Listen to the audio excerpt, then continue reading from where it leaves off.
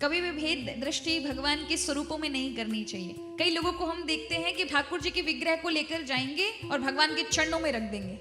गलत है। क्या उनमें अंतर है क्या महाराज?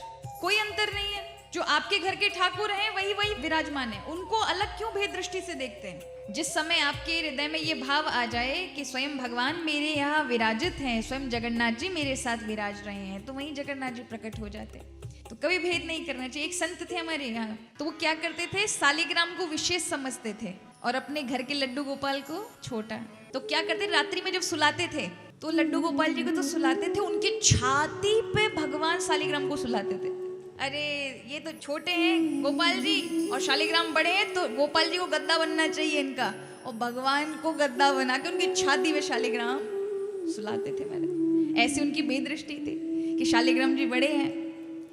एक बार गोकुल आए तो बल्वाचार्य जी महाराज ने उनको समझाया, देखो भैया भगवान गोपाल जी भी वही है, शालिग्राम भी वही है, दोनों में अंतर मत सोचो। अरे नहीं नहीं, सभी शास्त्रों में शालिग्राम की महिमा बताई है, शालिग्राम ही सबसे बड़े हैं।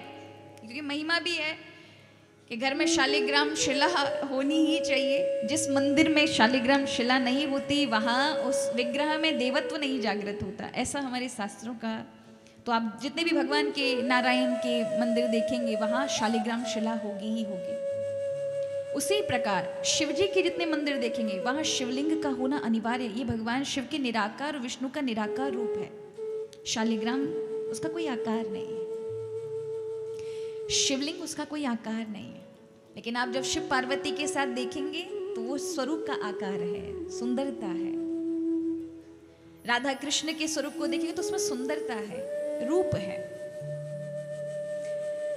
तो बल्वाचार्य ने बहुत समझाया कि भाव में ऐसा नहीं करना चाहिए। ठीक है शास्त्र कहते, लेकिन भाव की बात ऐसी नहीं है, सबको भेद मत करो। पर नहीं माने। बहुत जब उन्होंने देखा कि मानने वाले वो मौन हो गए। जब कोई ना माने तो चुप होने में ही अच्छा ही है, भला ही है, वहां मत बोलो। तो वो रात्रि में सो रहे थे, उन्होंने छाती पे शालिग्राम सुलाई दिए थे। जैसे ही सुबह उठे तो क्या देखा, शालिग्राम शिला चूरा चूरा हो गई है। क्योंकि जिस पेड़ पर वो लटका के सुलाते थे उसी पेड़ से शालिग्राम टपके होंगे और वो टपकते ही चूर चूर हो गए, एकदम चूर्ण हो गया। अब रोने लगे। और साधु महात्मा तो थे, उन्होंने हमेशा इष्ट के रूप में शालिग्राम शिला की सेवा की। मेरे शालिग्राम मुझे छोड़ गए, ना जाने कौन सी गलती हुई। अब वो बल्वाचार्य जी महाराज के पास फिर आते रोते हुए, मैं क्या करूं, उनकी आंखों से अश्रु थमे नहीं। मेरे शालिग्राम प्रभु पता नहीं कहाँ कैसे गिर गए, चूर चूर हो गए। उनका चूरा अपने थैली में भर के लेकर आए और बल्वाचार्य जी के सामने रख दिए। उन्होंने कहा ये तो शालिग्राम दोबारा से भी बन जाएंगे। बोले क्या करें?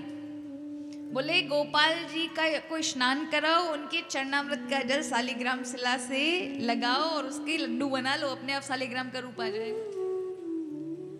फिर तो गोपाल जी तो छोटे हैं ना, शालिग्राम तो बोले शालिग्राम तो चूरा हो गए हैं, गोपाल जी बनाएंगे। तो स्नान कराया, जब उनका चरणामृत बना उससे फिर उसमें घोल बना करके जब उसका जो चूर्ण था, पाउडर था, उसको जब संभाला, ऐसे गूथा, तो भगवान की ऐसी कृपा कि उसमें से शालिग्राम शिला का गोला बन गया, वैसा का वैसा। अब वो संत जी कहते हैं अब तो भैया गोपाल जी बड़े हो गए। क्यों गोपाल जी बड़े हो गए? शालिग्राम शिला तो टूट गई। तो बल्लवाचार्य जी कहते हैं दोनों ही एक हैं, ये भेद दृष्टि के कारण तुम्हारे साथ ऐसा हुआ है। भेद मत करो भगवान के स्वरूपों में।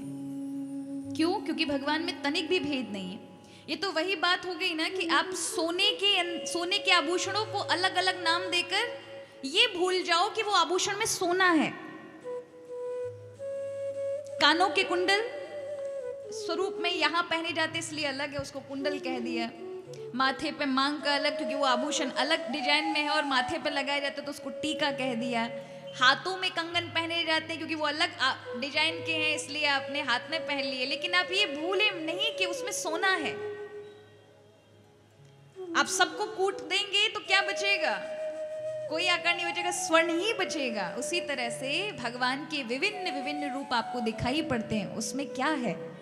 उसमें भगवान ही विराजित है, भिन्न भिन्न स्वरूपों में हमारे समक्ष प्रत्यक्ष प्रकट होते हैं। ऐसी महिमा है तो ये श्रद्धा के कारण है।